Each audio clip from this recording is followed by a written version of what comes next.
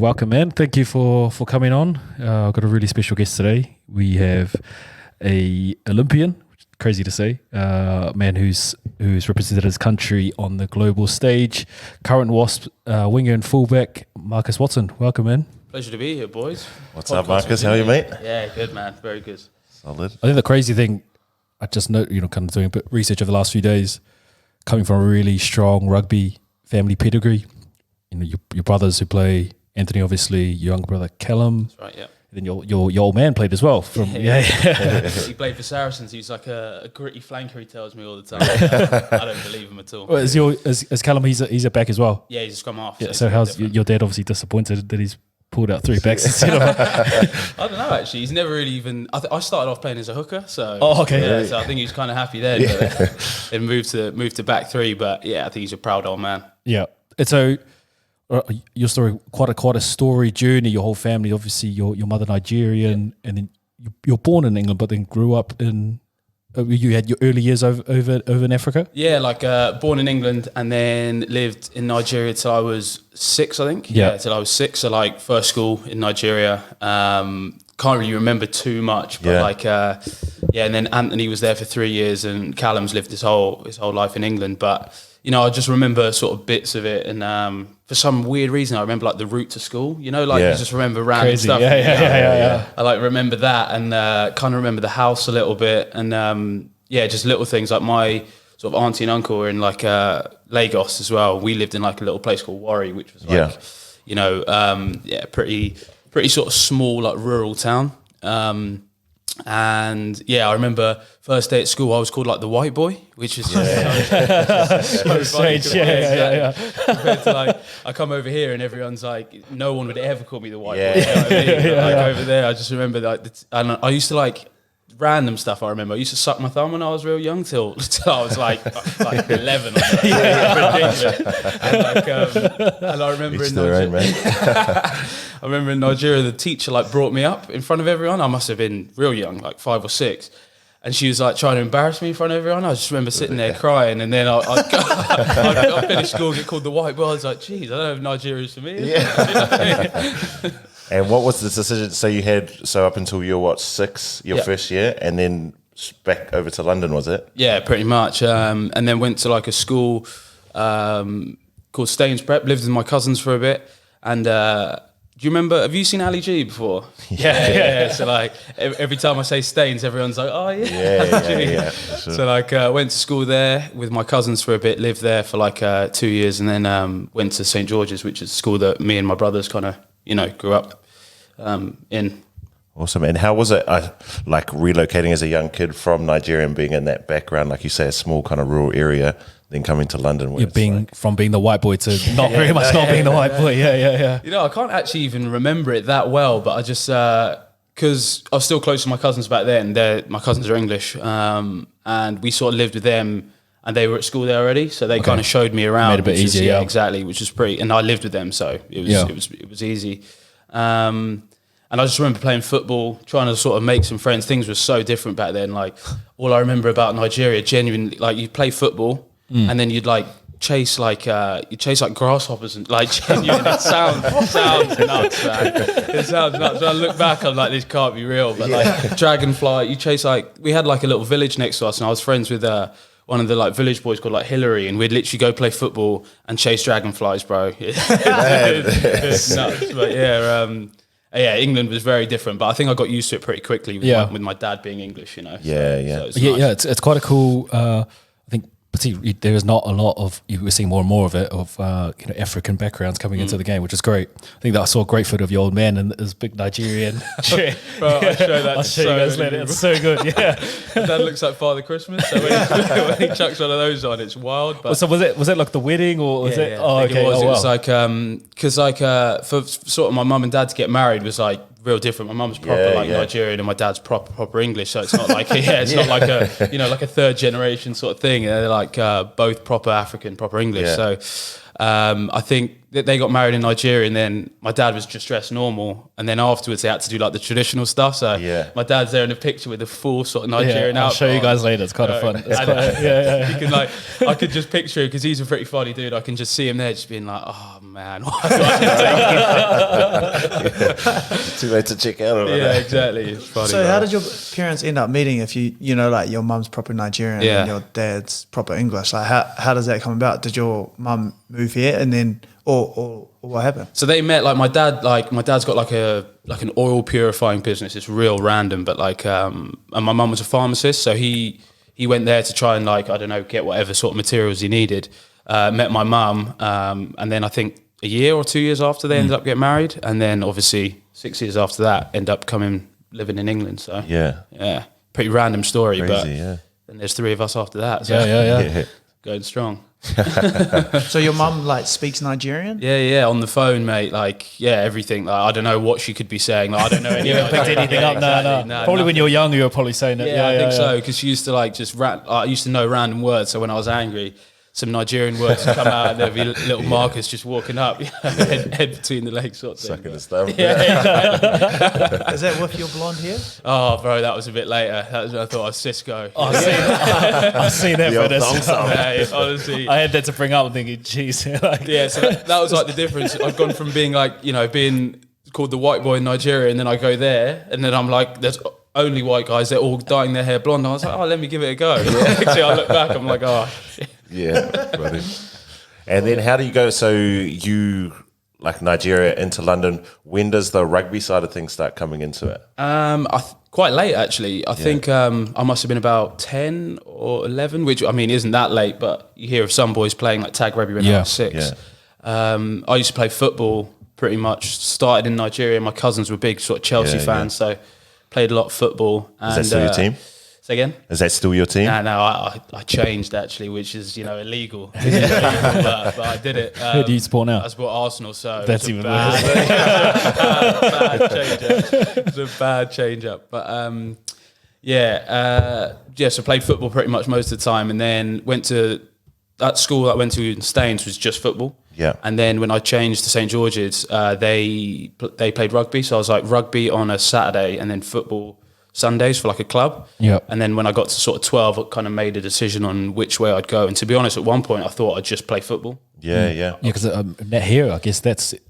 I always think, man, what makes you think to play rugby? Because everyone plays football, everyone thinks football, which is the opposite for us, isn't it?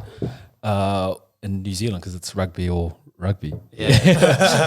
It's a weird one. I think the way rugby is in England seems kind of different to a lot of places. Private school, most private schools pretty much play rugby. Yeah. Pretty much all. No, there are some play both, but most is just rugby. Okay. So it'd be a classic sort of school would be rugby in the winter, cricket in the summer, and then my school played hockey, bro, which was just I went to posh school. So my school played hockey, but then some other schools will play football instead of hockey or something like that. But football's probably, is it more seen as the working class sport or? Yeah, I'd say that's probably about right. If you look at the England team, it's changing a little bit. If you look at this current England team compared to a couple of years ago, almost everyone would have been private school back in the day. But now there's a couple of boys like Carl Sinclair, who's gone to sort of public school the whole time and then got a scholarship and sixth form gone to private school, but still a lot of boys do sort of come up from private schools. Yeah, I think what's amazing now, and mentioned earlier, is that just the changing face of England rugby. In the past, you see yourself, your brother Anthony, Maro, Kyle, and then that's starting to see more of it. And then I think, especially how deep you guys went into the World Cup, just that's going to inspire another generation of minorities in England. Because for us, really, Polynesians have always been kind of littered all over rugby for us. So we've had the Lomus, we've had throughout all the years, we've had faces that look like us probably playing rugby. So what was probably for you, I guess, Jason Robinson, pretty much. Yeah. Just I was thinking that today. I was thinking probably Jeremy Gusco and Jason Robinson, the only two names I could think of. But kind of before that, not so. So do you feel like that is changing? Kind of the impact that you're making. I know. Do you think more, particularly black and other minorities are playing the game because you guys, they're seeing yourselves out there? Yeah, maybe. I think, like you said, I'm trying to look back at people that I kind of saw, and Jason Robinson was the big one. Yeah. But then, Nice. and then at the same time, I guess when you're younger, you sort of look at people that will be sort of similar colours to you. So all your Polynesian boys. Yeah. So you look at that, and then when we were younger, obviously there's still like Manu, Billy, Mako as well.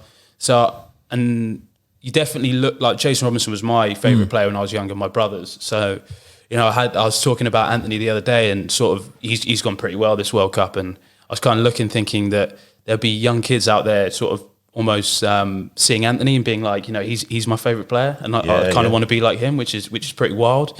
But yeah, I think that definitely help. And but then like I was saying, it's a lot of it is still sort of the private school, public school thing. But I think that's changing, and that potentially has a little bit to do with it. Yeah. Do you think there's a lot of talent being missed because of that private school, public school? 100%. I think if you look at America or something like that, there's so many athletes, man, and I don't exactly know how it works, but there seems to be enough scouts or whatever that they pick up almost anyone. They'll see someone like a sprinter or something, they'll be like, okay, this guy might be quite good. Whereas I think in rugby, or in England, most people would just be football, or it's kind of split. Do you know what I mean? Like you just go one way. There won't be like any sort of interchange. Whereas I think if you look at some of the public schools, or some of the boys that have come from public schools in that England team now, I think like Ellis Genge, Carl Sinclair, I think Mako and Billy at the start were as well. Yeah. And you look at players like that, they're like, some of the best players in the England team at the minute. And I think maybe even like Luke Cowan-Dickey, I think the hooker, you've got plenty of people that are sort of from public schools who will definitely miss out just because their schools might not play it, and they might not turn up on a Sunday and think, I'll play rugby, because it's just not as popular.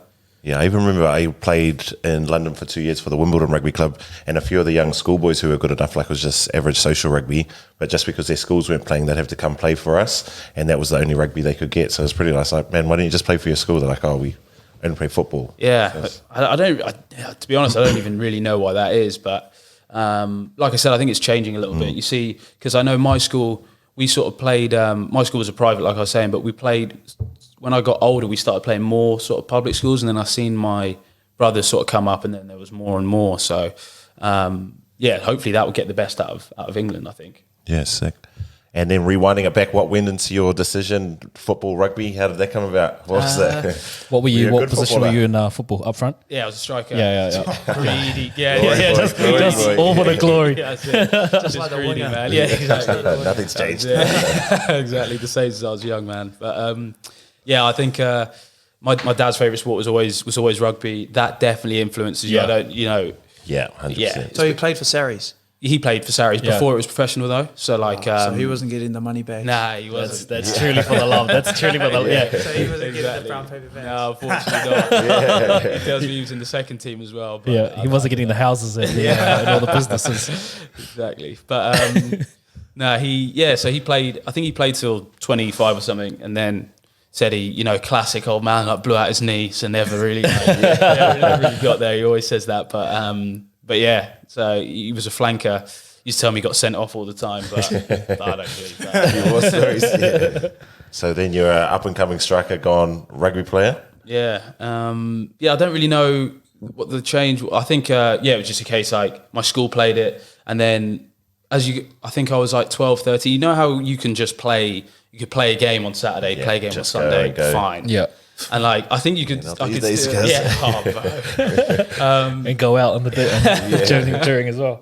I don't even know. Definitely at 12 you could still do that, but I think it got to a point where I was like, I wasn't enjoying football maybe as much as I used to, and just like rugby. So then it was just rugby Saturdays and Sundays. Plus I had a group of friends at school and outside rugby that were all playing on a Sunday. So I was like, friend at that age, like your friends are a big influence as well. Absolutely, so you go play school Saturday, and then I'd play Sunday with like a different group of mates. So that was kind of the way it went after that.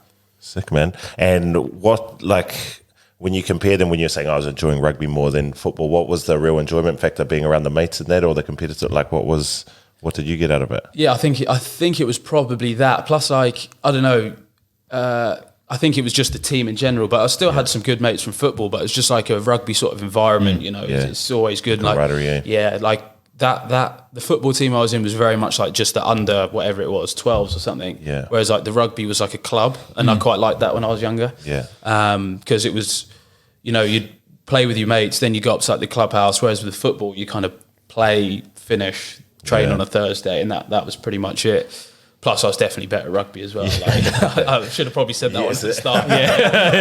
Trying to make it out as if I was some big time footballer. Just Professor Clubfoot, just banging the ball. Because like making it in football is just so difficult here as well, right? Like if you're not through the system, it sounds, you know, go through a club, one of the big clubs, it's like almost near impossible to get. You know, you don't get the like the story where someone just come through the ranks at like mid-20s or whatever and done it, but would that be fair 100%. Fair to say? Yeah, but then it's kind of crazy because my mate, my brother's really good mate, a guy called Tyrone Mings, who's now just been capped for England in the last his come up is so weird, bro. Like you're saying, every time it's with football, people get signed up when they're like 8. It's crazy. It's unbelievable. It's unbelievable. It's mad. I don't know how it works. It's crazy. I've read some books, mate, and you hear about like 10-year-olds getting sort of like sacked off and they're going off crying to their dads, and you're like, this is not the way it should be. Yeah. Even when I was working in London, one of the women like, oh, my son is being such an idiot. He's not going to this Chelsea football trial. I was like, really? Just get on him. She's like, well, he's 9 years old. I was like, oh, shit. She's like, and he just doesn't feel like he wants to hang out with his friends and go for a sleepover, you know? And like, he doesn't realize, like, it's hard to give that perspective to someone like this could really change your life, you know? Like 9 years old. It's crazy. Where's the enjoyment there when you're like, you're the 9s, you know? But I had a client who his son was asked to go into the Chelsea Football Academy, and he said no. But he said, mate, the reason why my son plays, he's 10 years old, is to play with his mates. So if you're not going to allow him to train with his mates and play with his mates, I don't see he sees that he's not going to play football forever. It's just like he's just enjoying it now. He's good, but like it takes away why we all play sport, why we all do anything, because it's like you've made him a job at 10 and may not make it. And a lot of them get chewed up and spit out quite quickly, right? Bro, like 99% of them. Yeah. It's literally like, I think I watched, there was like a documentary about it, and I think, it's like something like 0.5% of people in all those academies end up getting through. Because if you think about, if you look at some of the teams, there's not that many English players, like especially the big sides. Yeah. Obviously, some of the lower ones, you get quite a few, but still, the percentage, especially with how many play, it's crazy. But like we're saying, that academy system, Tyrone somehow was like, he was like making cold calls for like insurance companies, like when he was like 21. Now he's playing for England. That never happened. You never hear that. Never. So like you're saying, the academy system is definitely the way it works in football, but somehow he's managed to. Oh mate, good on him. Yeah, that's a great story. I don't know why. Yeah, cool. It must be pretty decent then to play for England. Yeah, he's good, bro. He's good. I don't watch too much football, but I've like, obviously because of how well he's been doing, I've been watching a little bit, and he's good. And it's funny, like he got told he was too small, and like he's 6'5" now. So what? So that's why, you know, we're talking about people getting like binned off when they're so young. How do you even know? True. Exactly. Yeah, good point. Saying someone's too small and it ends up being 6'5", you're like, well, that was a mistake. Exactly. And then post high school into the London Irish Academy, and then how early do you go into respect of rugby academy? What's the usual age you start going into those programs? I think I must have been about 15. Okay. 15. So like the way sort of it works, how does it work in New Zealand, like with like school stuff, like New Zealand schools? Sops. So probably about 16, 18, you have kind of like your province where you're from. So I was from Wellington, so the Wellington province, and they kind of have like a group of kids, maybe like 20 kids from each school that they're kind of like eyeing up, so that after school you go into the academy, if that makes sense. And then you go into the academy, and then they're kind of like the guys that they're looking at to come through to go to sort of like Wellington Lions, and then maybe onto the Hurricanes or Super Rugby. And then that's how it works. So it's kind of, once you finish school, you go to an academy, and then you do like 6 o'clock trainings, and then you either go to work or uni, and then like Tuesday, Thursdays, you might go back and train with sort of the academy boys at night, and then you kind of just go from there. the big difference with the New Zealand academies, like I know the academies over here, the players are a lot, like sometimes people who are in academies don't necessarily get to play much rugby. Yeah. Whereas in New Zealand, they get you out and like wherever you're playing, you play Colts, senior ones. But you don't play for the actual academy, right? They ship academy. you then out to the individual clubs rather than say London Irish. You would play for London Irish, but they would all. It is a union. Academy is a single union, and then play across all the different clubs. You're playing like Yeah. park footy, you know, like you're playing with like plumbers and like electricians and like Guys like your old man probably does. Bro, that couldn't be more different to England, or like the way my because I was like I'm still small now, but I was like real small when I was like sort of straight from school, and there was me, Jonathan Joseph, who's now in the England setup. Like so we were like pretty small going up in the academy, and in our first year, I went on loan I played like 4 games or something my first year, because we had sort of A-League, which is like the second team, played in that. And then I got put on loan for like 1 game into the championship, then got brought back. And then like I was kind of 24th man for most of the season. So like I hardly played, and I was so small. I did no fitness because they were like, we need to like do your weights, get you bigger. I was just like, I'm never going to be 100 kg sitting people down. Like, don't get me wrong, the London Irish Academy is unbelievable. But like, I think maybe that was a bit strange for me, because I was kind of like, there's no point in getting me massive. Well, I'm not going to be massive, let's put it that way for a start. And like, even if I do get big, I'm still going to be trying to sort of beat people with like sort of speed and That's footwork. your first instinct. Yeah. I'm not going to try and sit someone down, otherwise I'm going to get shown up. So but that was, like you're saying, that was a big difference. I didn't play that much rugby when I was sort of 18, which is a time probably where you should get your most rugby. Should be playing, your skills, and that's why it's interesting to me, like just that concept of like, oh, you're in academy, you'll train a lot, but like where do you get to put all that training into practice? You know?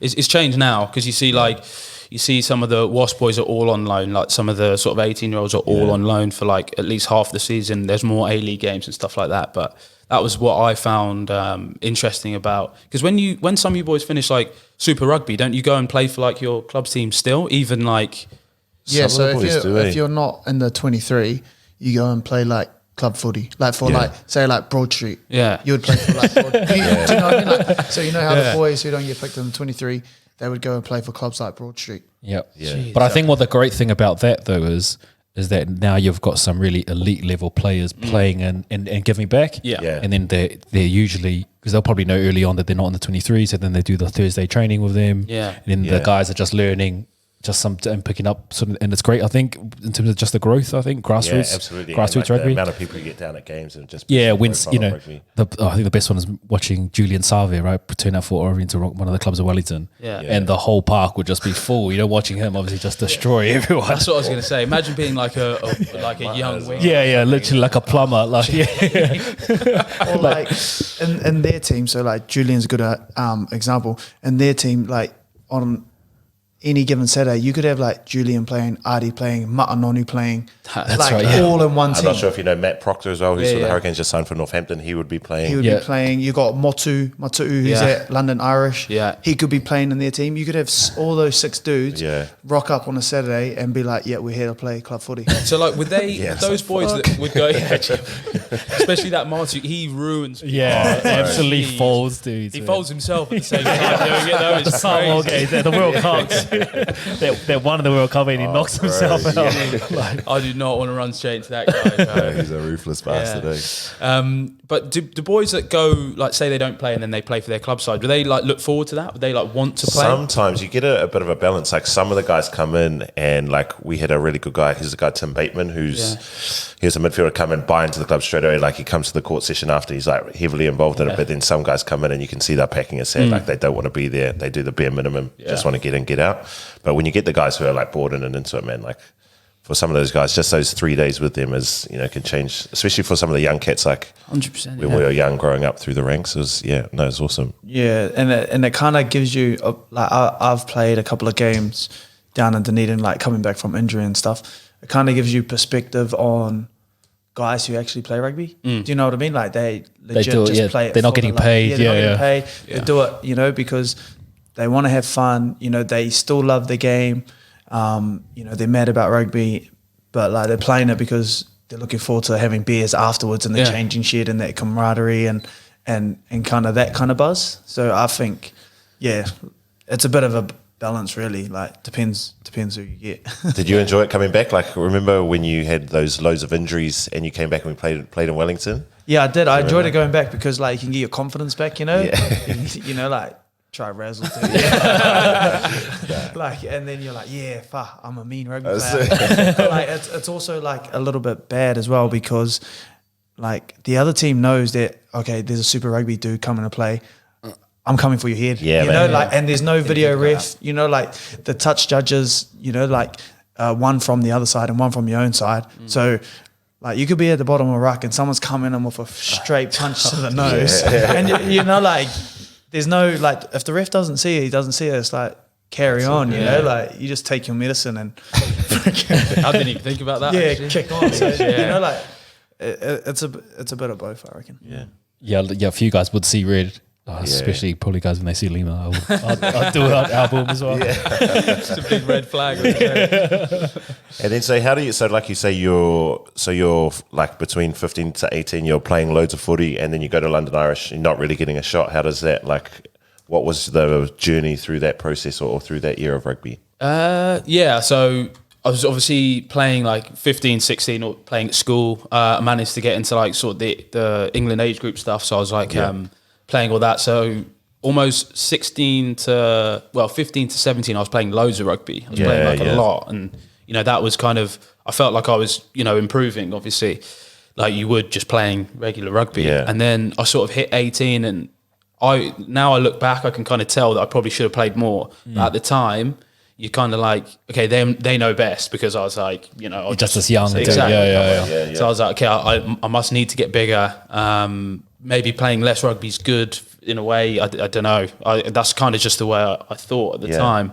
And then I was still sort of in like, we had England under 20s, so I was still playing a bit for that. But then it was more the sort of year after that where that had finished. And then I was kind of like, right, I'm not on loan at the moment. I'm sort of 24th man every week. So I'm doing a warm up and then that's about it. I'm not even doing any fitness. The other thing I found that was kind of funny is they thought I was a pretty fit dude, but then I was never doing fitness. So I was playing games and I was just really unfit and small. So I was like, this is a bad combination. I was like, this is a bad combo. But That's hilarious. Yeah, it was ridiculous. But and then after that, I kind of Ben Ryan came to watch me play a game, and then I went sort of did sevens. Yeah. That was big for me. How was that, man? Because that is traveling over the world as a young guy. Like, yeah, mate, young dude, that's where you want to be. 100%. So how many years were you on the circuit for with the English team? Yeah, I think 4 years sort of all together. I kind of at first I thought I was going to do it, and me and like, do you know Ollie Lindsay Haig who plays in the sevens team? Like real small guy, good feet, like he's a good player. Me, him, and there was one other person, I can't remember who now actually, had like, we tried a dual contract. So I think some of the sevens boys did it at one point. They were like with a club and they play sevens. So they tried that in England and it worked terribly. Like we'd train sort of Monday to Wednesday with sevens and we'd try and get our whole week's running done. And then I'd turn up I was at Saracens for one season, turn up there. Brown people. Not for me, I can tell you that. And then I'd try and like do the rest of that training. So I've done a week's like sevens training, which is quite a lot of running. Yeah. And then go straight into Saris. And I just broke down like particularly like whether was it still that like, oh, you're small so you need to put on weight, but then you're running sevens, like the running that you do in sevens is ridiculous too, right? That's where like if Saris were good actually, because I turned up there and they straight away were like, you don't need to get bigger. Like where they said you will get bigger, but you don't need, like, that's just going to happen naturally. We don't need to get you doing sort of 2 gym sessions a day. We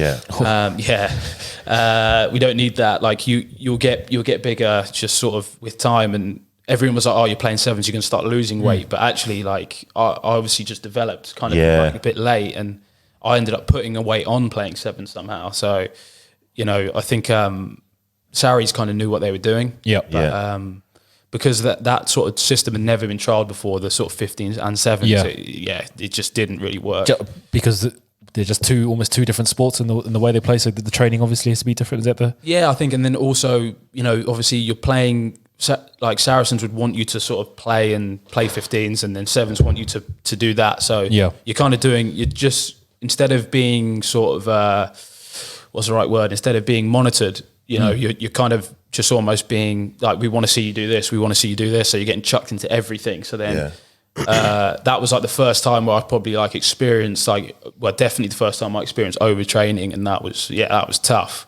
And so there wasn't any priority or anything, like they weren't like, so this is your key focus, but like the 2-3 days here you'll have Saracens, was it just 100% into everything? Yeah, that was at the start, that was it. And then sort of towards like when sevens sort of started and it was clear that I wasn't going to be playing for Saris and I was going to be playing for sevens, it was like we'll prioritise sevens, but still you'll come back on a Thursday and just train Saris. So I'd have like no days off pretty much, which was a bit crazy. But that literally lasted one season, and then they canned that as soon as I had to have an operation. I think Ollie Lindsay Haig, I think he got monitored a little bit better because he'd been playing sevens for a while. Okay. Yeah. So like Quins kind of knew what the system was, whereas there wasn't many boys at Saris playing sevens. So I think I was one of the I was the first one doing that trial sort of thing, and that was my first year at Saracens. So I was like quite young kid, not wanting to be like, I'm training too much. Yeah, Like, that would just go down so badly. So that like I was just training, and like I wasn't right, if you know what I mean. Yeah, for sure. And how was that journey? The sevens journey. Favorite tournament? My favourite tournament in my first year was Wellington, mate. You were there in the golden years. Yeah. You're playing, because Mate. there was some good times. You would have seen us well, probably Yeah. not. Like, on the other side, we're on the other side. Yeah. I'm trying to remember my first, like when it was, but in terms of like when it was in order of the competitions. But the first one I went to was Hong Kong, and I was the 13th man. And I was like, this is crazy. This is where I want to be. I was like 19. I was like, this is nuts. There's people in the South Stand like throwing piss all over each other. I was like, this is absolutely mental. We're warming up for like a big game and there's people going crazy. I was like, this is cool. Yeah. But I didn't even play. I was 13th man. Yeah. And then the next week we went to Adelaide and I was like, this is different. I was like, this is quiet. I was like, right. So it's definitely ups and downs in this. Yeah. And then I think Wellington was the next one, and everyone's like, oh, Wellington's the best. It's crazy. I was like, it can't get much crazier in Hong Kong. So I turn up on Saturday. Our kickoff's like 11. So we're there at like 8 a.m. I go up to get some food. Walking downstairs in the stadium, I'm like, geez, the stadium's packed. I see someone getting carried out of the stadium, steaming at 8:30 a.m. I'm like, this is nuts. I'm like, right, I get my kit off and get into the crowd. Yeah, we were lucky, because obviously we're from Wellington and we used to go like every year. It was like the hardest ticket you could get. Like harder than Glastonbury. They were going like 5 minutes. Really? The tickets. Honestly, it was so hard. Like you couldn't get tickets, and like when we would go, it would just be like full carnage. Like I remember only going and only watching like 2 games, which was like either a semi and a final, or when New Zealand played. We'd just be around the concourse, walking around like. Bro, you rack up some Ks, man. I remember some weekends my cast would be like cramping and some of that shit. Just walking down Courtney Place. Yeah. Down. Is that what it's called, Courtney Place? Yeah, Courtney Place. You Yeah. were walking Good down memory. You were walking down in your polo. That's it, all of us. Free entry. Nice. Yeah.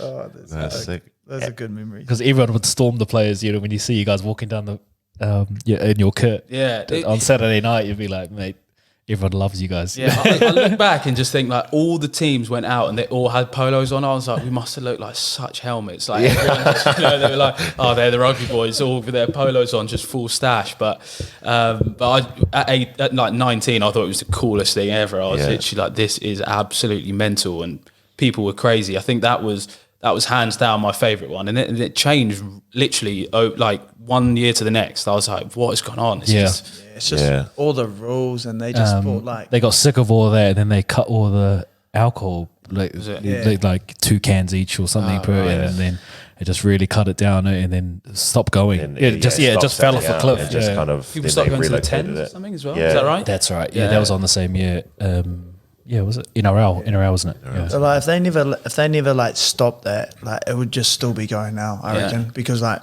it was like the event in Wellington that even the whole of New Zealand were like, wow, you've got to go to the 7. Yeah, flights would it'd be like $1,000 flight from Auckland to Wellington, which is like an hour flight. That's crazy. Yeah, it just shut down the whole city for the whole weekend. There's a couple of things I remember like about Wellington that there's 2 that stick to mind. My first one is I think it was my second year and we were going quite well.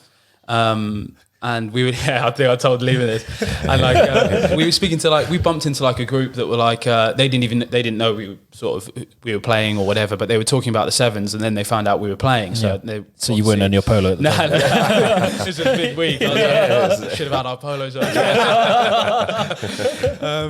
And we were like with I think there was 2 guys and 3 girls, and we were talking to them. I think there was about 3 of us, and the girl, we were just chatting rugby, and the girls turned around and goes, "Oh, who do you think will win this weekend?" We kind of looked at each other, we were just like, "Yeah, I think we'll win." We genuinely got laughed out the door. I was like, "What?" I was like, in England, if you said that, the girls wouldn't even know probably what rugby is for a start. Really? Yeah, then these girls were like, "Do you seriously think you beat New Zealand?" We were kind of a bit like, "Yes." Yeah. They just laughed us out the door. I was like, "That's nuts." And then the second one was we played New Zealand in the semi-final. And mate, it was crazy. Like the whole stadium was packed. The whole stadium was packed. I think it's the first time I played in front of probably like a sellout crowd. We're in the tunnel and there's people like throwing beers at us and everything. I was like, this is absolutely insane. Yeah. But like, I loved it, to be fair. Like either way, if the crowd's like against you or for you, I quite like just the atmosphere. But absolutely, yeah, it was like proper hostile, and I was like, this is sick. I was like, this is cool. That's so cool, man. And so you're on the circuits, and then when did the Olympic Games come into play, or when did it become like? Was that always on the back of your mind playing for Team GB? Yeah. I'm trying to think when it came in. So my first year I played sevens, and I kind of wanted to play for maybe 1 season or 2 seasons, and then go back to 15s. And I think it was my second season. Ben Ryan was sort of talking about how it might be in the Olympics. So then I was like, okay, I might if it is, I definitely want to stay for a bit longer. And then it kind of got announced in it. So then I signed for like 2 more years, and it was going to be in the 3rd year. We ended up getting a new coach called like Simon Amor, who's quality, man. He's good. And after that second year, I was like, if I play sevens for any longer, I'm going to be. I was already pretty much labelled as like a sevens player. Yeah. But I wanted to play 15 still, so I was like, if I sign another contract, I don't think I'm going to be able to go back to 15s.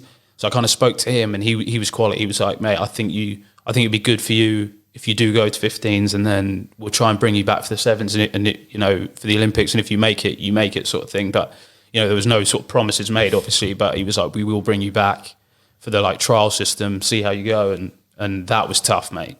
12 weeks of absolute mayhem. Like I'd been in 15s for 1 season, and I wouldn't say I was like fit in the sevens. Like I wasn't one of the fittest in the sevens, but I was sort of in the middle sort of range. Yeah. I'd been in 15s for 1 season, and I thought I was pretty fit compared to some of the 15s boys. I'm like, I felt pretty good about myself. Go back to sevens for this trial, and I was like, I don't know how many of us, I'm going to say there was like around 20, maybe a bit more.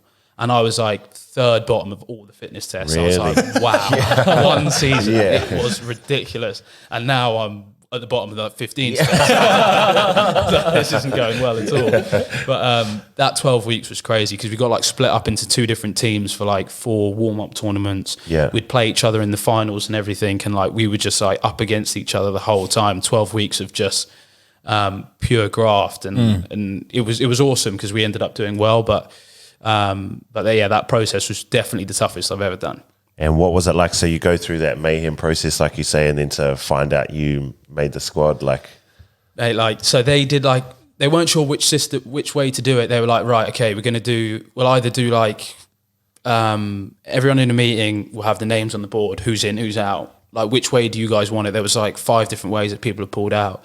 And the one way that we decided was we'd have meetings, and like those boys that weren't in it, because we were all staying at a hotel, and some boys were staying at home because it was in London, so some of the England boys just live around the corner. So it's like, you go into the meeting, whatever you get told, you have to leave or go to your rooms, so you can't see anyone, because obviously people work out. Just so happens they're doing it alphabetical order. Watson, I'm the last. I was like, this is the longest day ever. And it's already started. Yeah, exactly. I was like, longest day. And I don't, like, obviously you can kind of figure out, if people hadn't gone home, you could figure out whether you're in or out, but no one was there, so you couldn't see anyone. So I had to wait till I think 6 p.m. until mine. And during that time, were you just in your room waiting around? Just in my room, bro, twiddling my thumbs, had TV on, but not even watching it. I was just like staring like this, just trying to get time to speed up. And then went into the meeting room, and I hadn't played. I had a bad hammy, but I was like, I've got to just get through. So I played that one tournament. I'd missed the one before, so I was like, you know, a bit touch and go.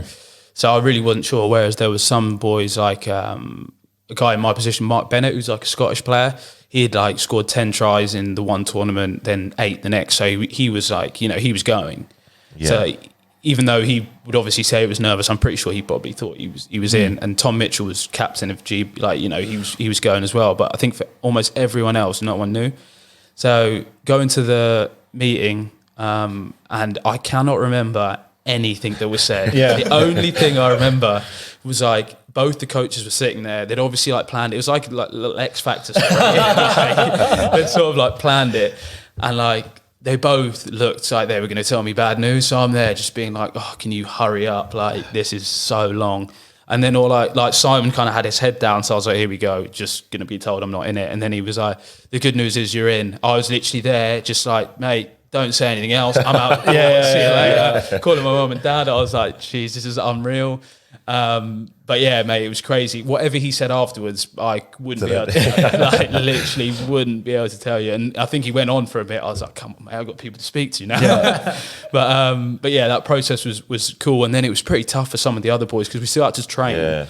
So the boys that hadn't been picked, like I was rooming with a guy called Luke Treharn, who was 13th man. And he was quality all tournament, or all the tournaments before. But he obviously wasn't happy. He wanted to be in, but he was sort of 13th man, so he was still going.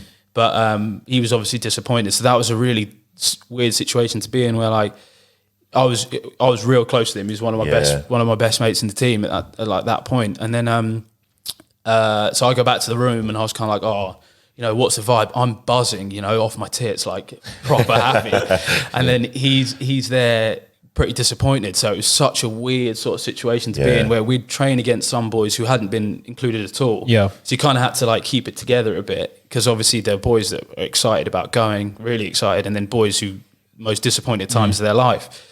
And we had to train for like another week. So that was interesting. All together.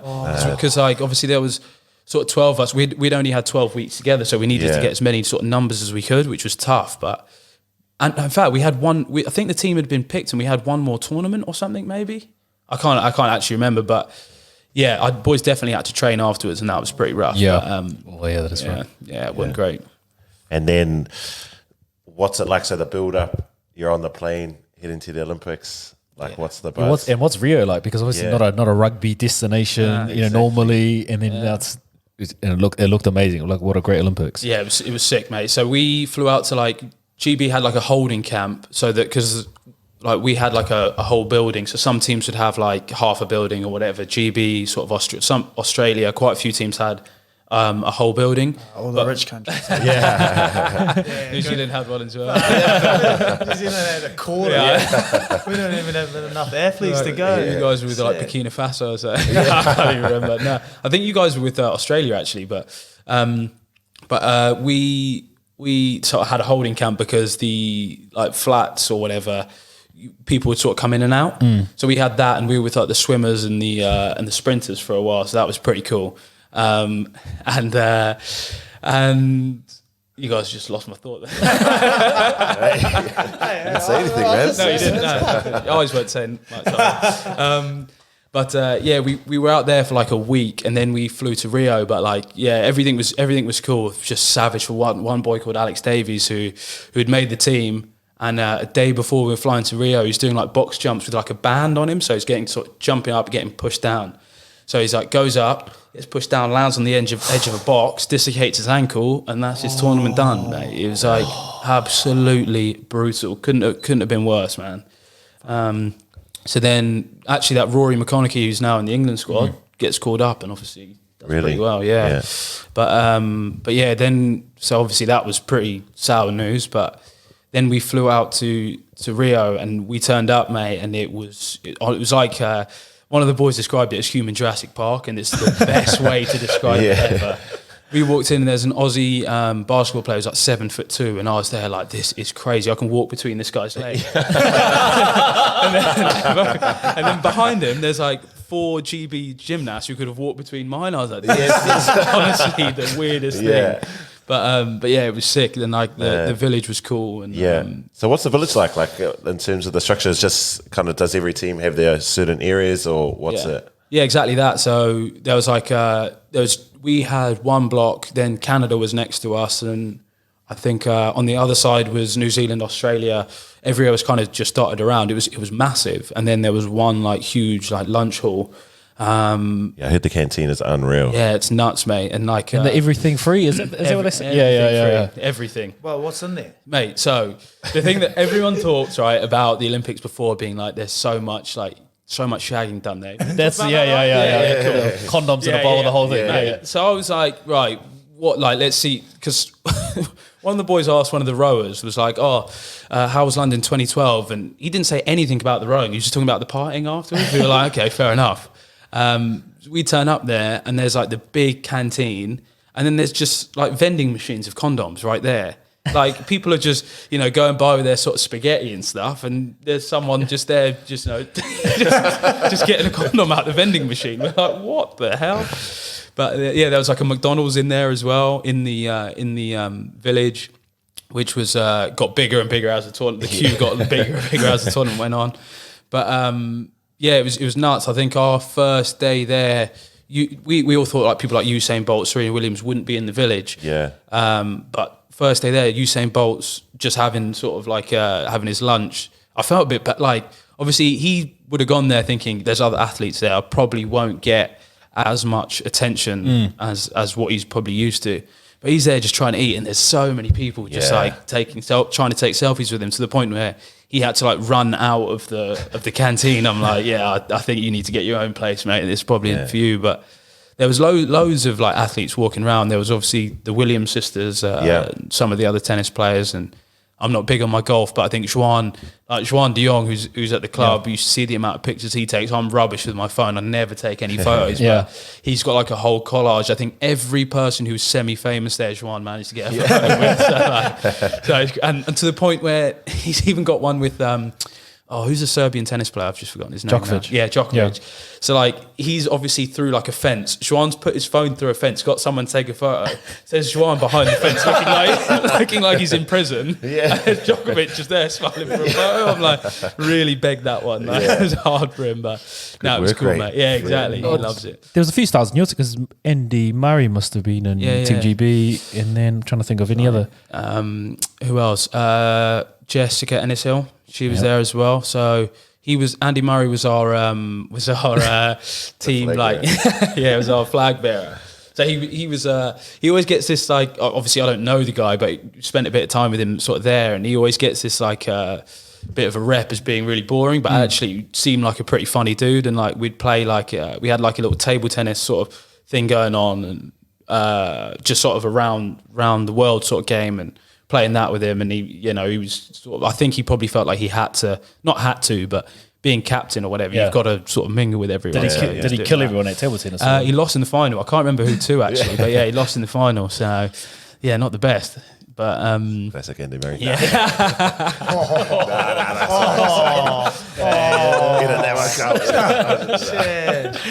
Easy one. That was an easy one. But you obviously play the final. So you played the final against Fiji. Like, obviously it didn't go your way, but you had a tough lead up too, right? Because you had some tough games. I remember. I'm trying to think the way it went. So we had Kenya first, then you played us, I think. Yeah, we did. Yeah, it was close. Second game or third, I can't remember. And then I think we played Japan in the quarters. No, Japan in the semi. Match winning try from you, I think it was on that one? In Japan, got lucky. There was a couple. We had a couple of those ones because we had some pretty close games. South Africa was the closest. Man. Yeah. And then the final was a little bit one-sided to go with. But like you're playing that game, like obviously going into the game, like we can win a gold here. Yeah. And then like after about a few minutes, well, Fiji were just Fiji in that game. And we just like, there's not much you can do here. Yeah, exactly. We're just like, fuck. 100%. You know, like when, there's times when you play Fiji in sevens where you're just like, nah, it's not happening. It's not happening. I think the time that I realised they were 7-0 up, and someone passed the ball like to the floor and it was going in touch, and somehow the ball's bounced backwards into a Fijian guy's hand. I've never seen it happen before. I was like, nah, this isn't happening. It's not going to go our way today. No way. And they had some crazy players as well, to be fair, with their back. They had like Nakarawa throwing mental offloads, and then I'm there in the centre and Tuisova comes on. I'm like, mate, just step inside. Please, like, today's not the day. I don't fancy it right now. But they had some crazy players, and it was so weird because their head coach was Ben Ryan. Who'd like picked. He'd found you. Yeah, exactly. He'd picked pretty much all those England boys in the team. I think maybe bar one was him picking into, like, he'd got into the system. Obviously Simon's an unbelievable coach and had done all the work, but it was just strange that for sort of Ben, everyone in that final, he'd probably coached. Yeah, has had a hand in, which is pretty he's done, the Fiji Sevens have always been strong, but he's kind of taken that program to a consistent level. Yeah. And like a really good level. Now he's doing some great things as well. So, yeah. Bit crazy. I completely forgot about that. So, that was pretty nuts. And then, but I think, I read his book, and the one thing he says in the book is he's like, the GB boys looked so nervous pre-game, and I was like, you know what, that was genuinely, obviously nervous, but that was the one game where we were like buzzing to play, because we were like, worst case scenario, we get a silver medal. And we're at the Olympics. Exactly. So we weren't nervous for that game. We were more like excited, but the semi-final was when I was like, and then Dan Norton, who's one of my best mates, we've got 20 seconds left, and they throw the ball out, and sometimes boys will run backwards, try and eat time out, and then just kick the ball into touch. He runs backwards, panics, kicks the ball long, doesn't go out into touch, and I'm like, they've got like Cheslin Colby on the pitch, Sanatla, I think, all these all these weapons. I'm like, no. If they scored then, honestly, I don't think I'd be able to talk to that guy ever. It was nuts. But he's a funny dude, but he had full-on panic there. That was like, I guess that shows some of the nerves that were going on, because he's played a lot. And how quick is he? Who, Dan Norton? Yeah. I've never seen, like, he is the best and worst person to play with ever. Like, there are times when, so like me and him were like a centre and wing partnership, and I love playing with the guy, but sometimes, mate, I've got a funny story with him playing against New Zealand. I think, do you guys know Frank Halai? Yeah. I think he had a good time playing against Norts, so I'll just say that. Like Norts would completely do him sometimes when he had the ball, but they'd basically, every time they had the ball, they'd pretty much do each other. But like, they had Charles, Pietau and Halai, and then there was me and Norts, and we were playing in the Dubai semi-final, and I think Charles passes to Frank. Frank sits down Norts. This is his first play of the game. And he scores, and I turn around, and there's Norts trying to pick up his tooth on the floor. I was there like, mate, that's not supposed to happen. Get yourself together. Sevens is like, but mate, there's times when you play with that dude and you pass him the ball, and you're just like, you can just stand still. You're like, I don't need to do anything here. It's just too easy for that guy. And like, I back myself as being quite quick, and I'm like an angle with most people. I'm like, I think I've got them covered. Yeah. With him, he's not like, he's quicker than me, but he's not like, loads faster. Yeah. But he is unbelievable at like doing like a little hitch kick and just keeping up. So like, I'll stay with him, and then he'll do that, and I wouldn't even be able to touch him. He's crazy, mate. Crazy good at that stuff like that. Yeah. He's one of the best. Yeah, what about just on that topic of speed? What about Carlin Isles? Is he as quick as this? He's ridiculous. I think also it's just when he gets the ball, you've just got to go basically, because he's gonna pick one way, which is just to go around you. I've only come up against him once, and like as a sweeper. Yeah. And to be honest, he broke through, and I was like, I might as well just sprint here to see where I get, because I'm probably not going to get anywhere near him. So I kind of had my head down. I looked up. I was like, he's a little bit closer than I actually thought. But as soon as that guy stops and then goes again. Got nothing, because you've got to go as quickly as you can, and the guy's absolute, like 10 meters is a joke, like, because I thought like Dan Norton is rapid, like before then he would be what I'd say is the quickest on a rugby pitch, and then I'd seen him and Perry Baker is nice. Because don't get me wrong, Carlin's hard to play against because he's so quick, but Perry's footwork, beast, everything, like that guy is ruthless.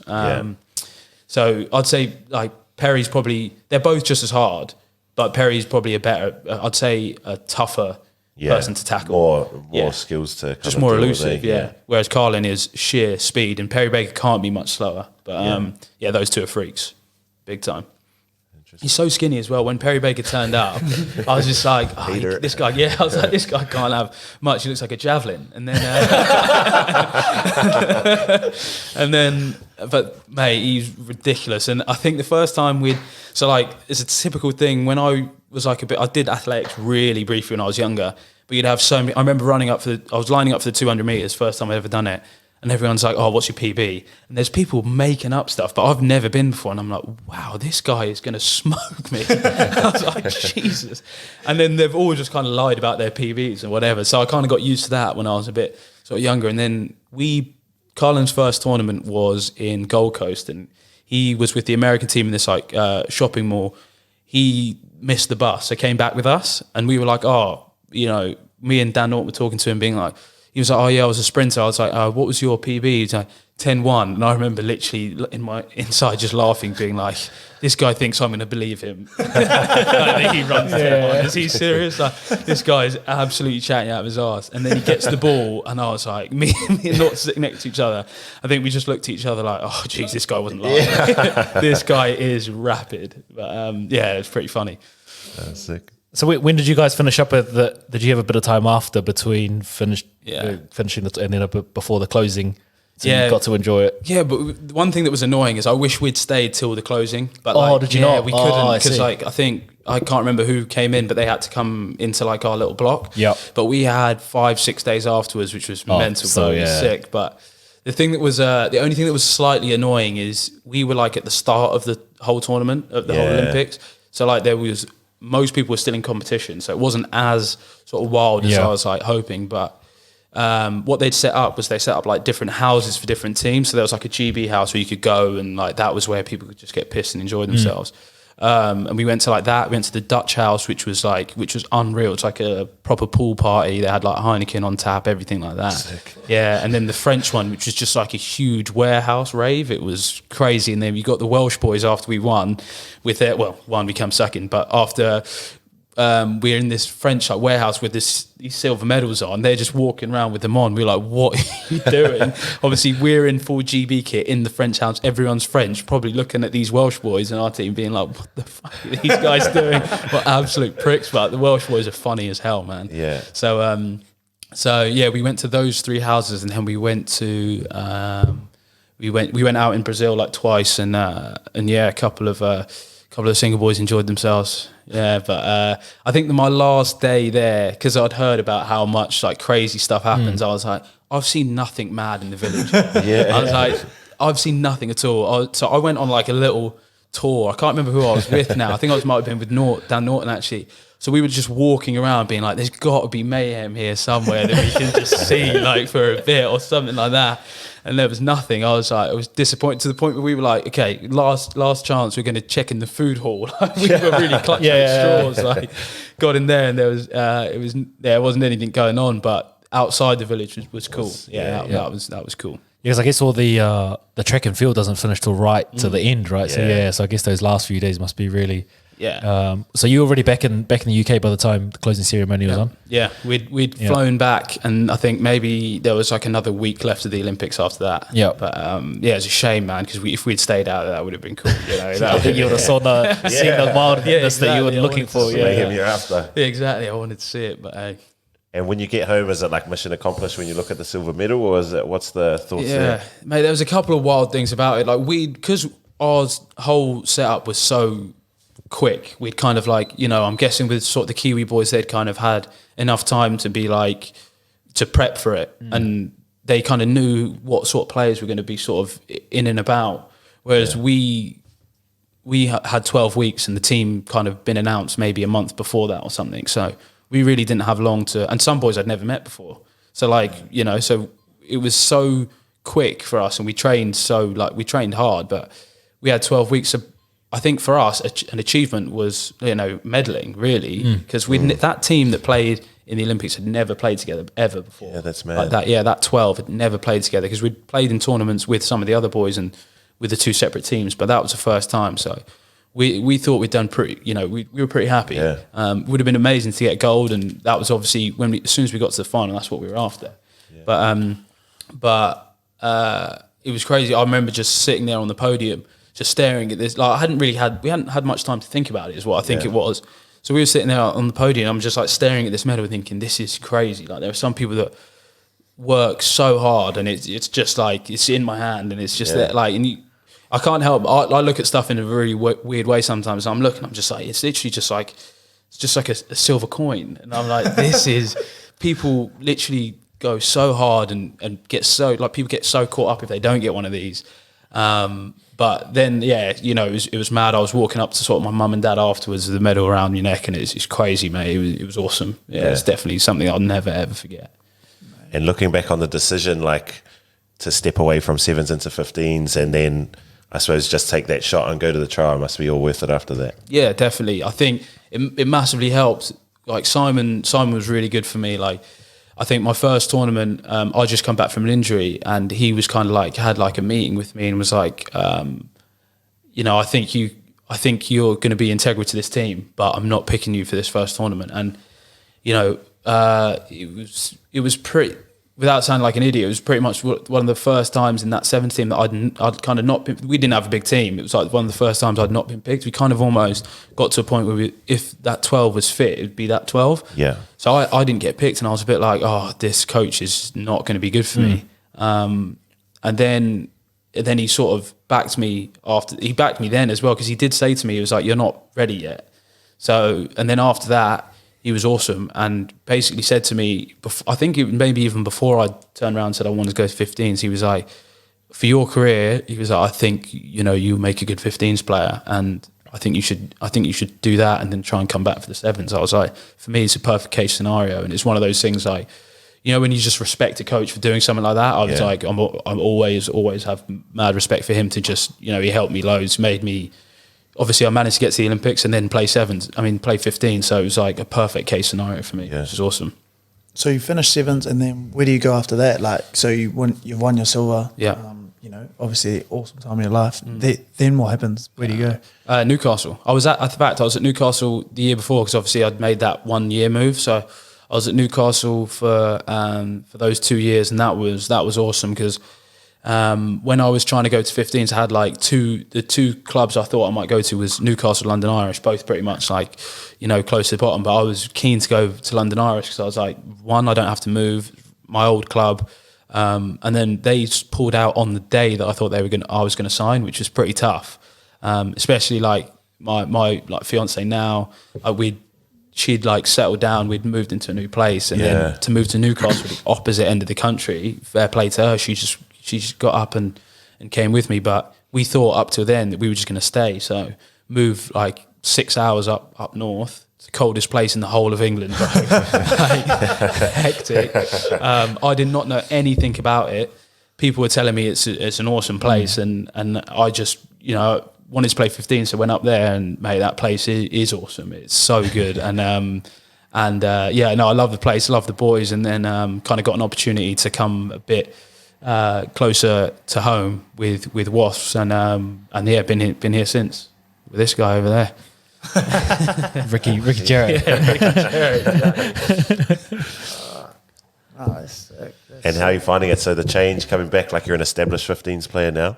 I suppose what's the goals? What's on the radar? How are you finding it all? Yeah, I think when I'd first sort of made the check, when I was speaking to Simon, he was like, he said to me, he kind of, your goal should be to play for England, is what it should be in 15s. And I was like, obviously I hadn't played 15s for a long time at that point, but that I suppose that was definitely the goal. That's everyone's goal, I suppose. But I'm 28 now, so I'm old now in rugby terms. But that's still a goal. And if I was to play with my brother, that'd be awesome. Yeah. That's one thing I'd love to do, because I've only played with him once before, and he was 17, mate, and it was an A-League game, and he'd come on from he just finished school, as in that day, like he still had another year left of school, so he was young, and he had come on, and he was like, mate, he came on for me, and I remember trying to speak to him to be like, calm down, it's all good. And mate, I've never seen someone look so nervous in my life. He was actually like looking straight through me. I don't even think he acknowledged what I said.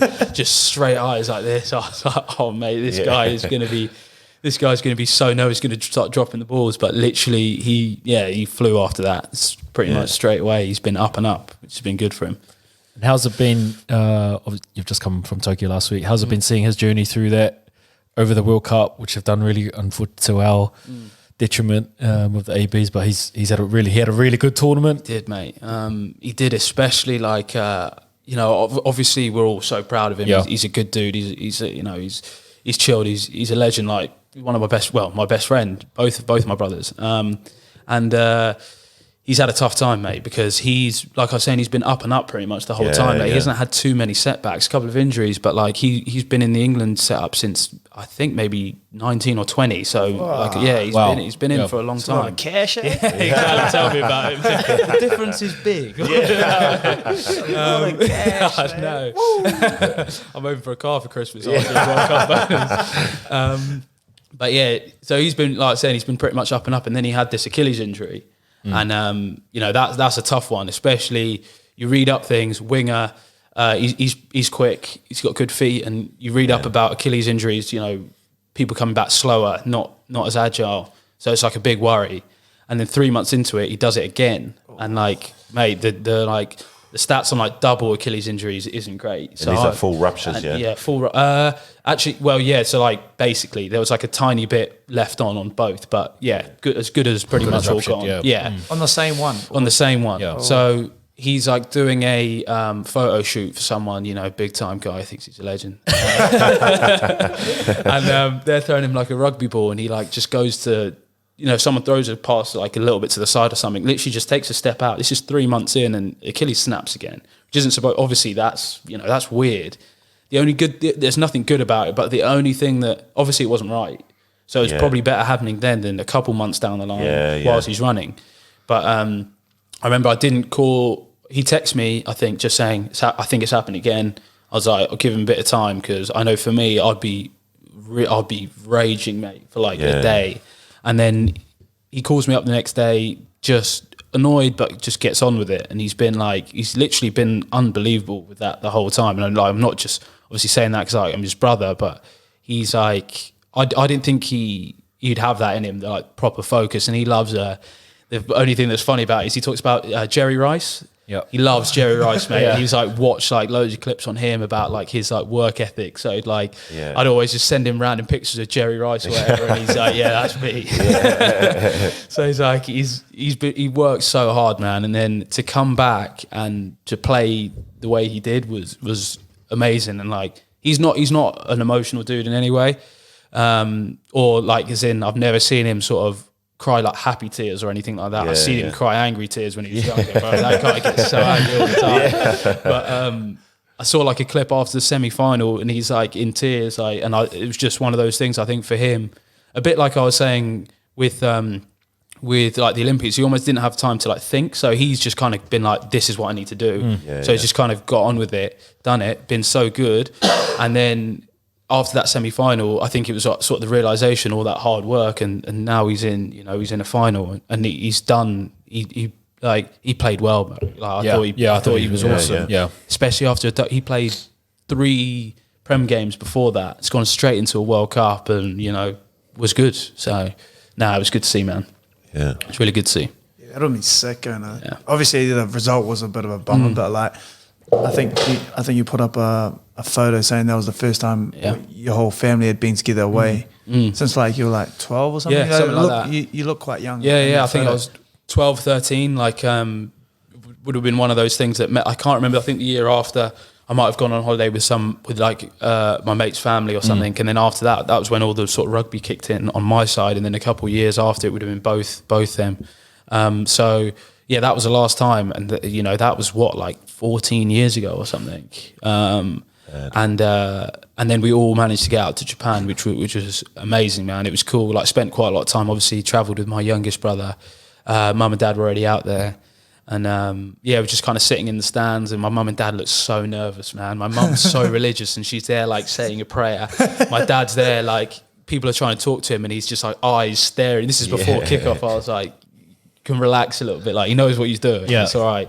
But the game wasn't to be, but just to be out there and was class, man. It was really good. And to see him afterwards, he was obviously disappointed, like everyone else, but We managed to see them sort of 2-3 hours after, so I think they kind of got their head around things. So they weren't in too bad spirits. So it was quite good to catch up with some of them. And like one of my best mates, JJ, is there as well. So it's good to see him. And like we're saying with that age group stuff, mate, like half that team was like the under 18 or under 20s team that I play with. So it was just quality to see in general. Obviously added to the fact that family was out there and my brother, but it was quite cool to see just some of the people that you've grown up with, like all in a World Cup final.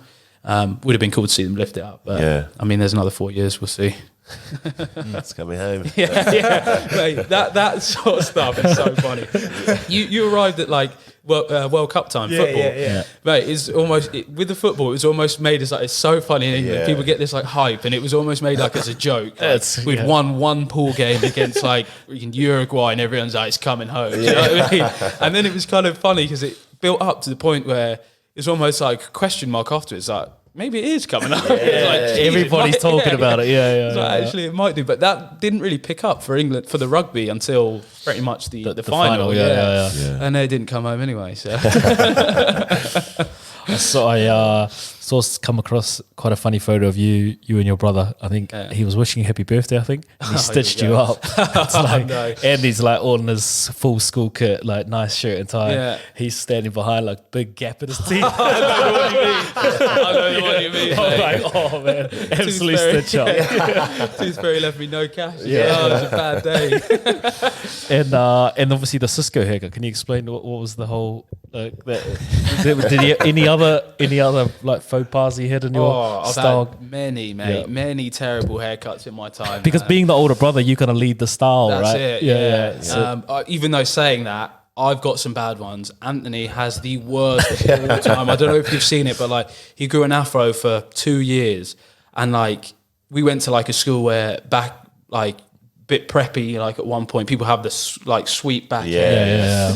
Anthony's obviously surrounded by people with that. He's grown like a fro, mate, and he's like waxed his hair back. Like it was disgusting, mate. Like, and then he's put like obviously like when you're sort of younger with rugby, loads of people look at all the Kiwis. So like he had like a little rat tail going on. Oh yeah, that was mate, a fro one though. I was like, what's going? He's got like a quiff and a rat's tail. I was like, nah, this isn't working at all. So because you know the thing is now like when you see young kids, because they have social media and the internet, like they know what cool is now. You're like us when you're like, you just had to figure it out. Like somewhere in the movies with the sports cars, they'd be like, I reckon a quiff and a rat tail work. But like nowhere now. Like you see some kids are like they got freaking Supreme hoodie on and they got like the mad kicks. And you're like, bro, these kids look cool, man. Like, I'm like, Jeez, I wish we were a bit more like that. Man. Like, but we had to just fumble through it and learn. Like some of the photos I've seen, like we had similar as well, like rat tails and everything was horrific. But worst, man. Yeah. Do we get any questions in subs? Actually, did have a few questions for you, Marcus. We'll get on to the normal questions that you usually get. From the rugby faithful. Yep. Here we go. This is everybody usually gets this question as a footy player. Who's the hardest person to tackle? Playmaker for Tamati Tharma. Tomasi. Yeah. He was good, man.